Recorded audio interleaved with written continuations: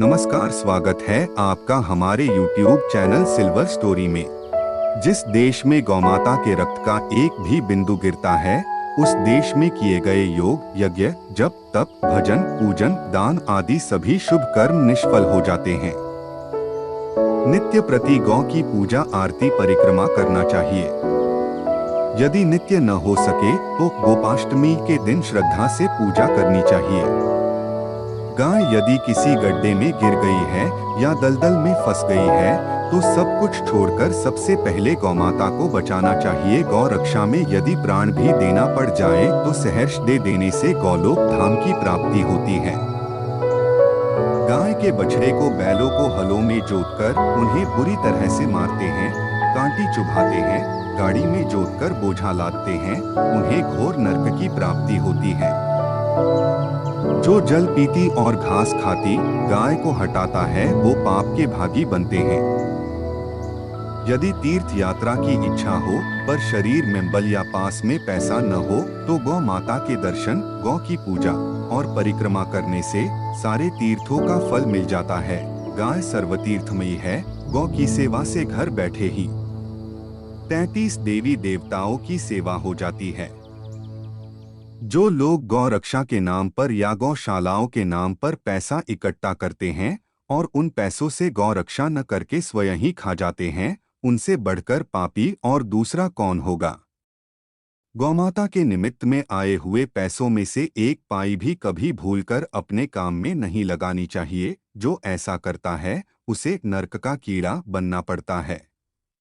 महामहिमा में गौ हमारी माता है, उनकी बड़ी ही महिमा है, वह सभी प्रकार से पूज्य है। गौमाता की रक्षा और सेवा से बढ़कर कोई दूसरा महान पुण्य नहीं है। गौमाता को कभी भूलकर भी भैंस, बकरी आदि पशुओं की भांति साधारण ही समझना चाहिए। गौ के शरीर में 33 करोड़ देवी देवताओं का वास होता है। गौमाता श्री कृष्ण की परमाराध्या है, वे भाव सागर से पार लगाने वाली है। गौ को अपने घर में रखकर तन मन धन से सेवा करनी चाहिए। ऐसा कहा गया है, जो तन मन धन से गौ की सेवा करता है तो गौ उसकी सारी मनोकामनाएं पूरी करती है। प्रातः काल उठते ही श्री भगवत स्मरण करने के पश्चात यदि सबसे पहले गौमाता के दर्शन करने को मिल जाए तो इसे अपना सौभाग्य मानना चाहिए। यदि रास्ते में गौ आती हुई दिखे तो उसे अपने दाहिने से जाने देना चाहिए। जो गौ माता को मारता है और सताता है या किसी भी प्रकार का कष्ट देता है उसकी 21 पीढ़ियां नरक में जाती है। शख्स गौ के सामने कभी पैर करके बैठना या सोना नहीं चाहिए, न ही उनके ऊपर भी थूकना चाहिए। जो ऐसा करता है वो महान पाप का भागी बनता है। गौ माता को घर पर रखकर कभी भूखी प्यासी नहीं रखना चाहिए, न ही गर्मी में धूप में बांधना चाहिए, ठंड में सर्दी में नहीं बांधना चाहिए। जो गाय को भूखी प्यासी रखता है उसका कभी श्रेय नहीं होता। अनुशासन पर्व में कहा गया है कि गाय जहां बैठकर निर्भयता पूर्वक सांस लेती है वह उस स्थान के सारे पापों को मिटा देती है।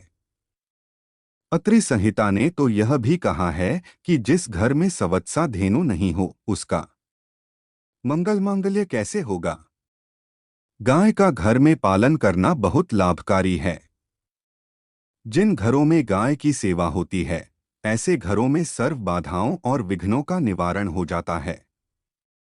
विष्णु पुराण के अनुसार जब श्री कृष्ण पूतना के दुग्धपान से डर गए तो नंद दंपति ने गाय की पूंछ घुमाकर उनकी नजर उतारी और भय का निवारण किया।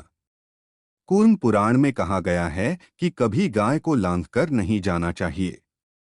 किसी भी साक्षात्कार, उच्च अधिकारी से भेंट आदि के लिए जाते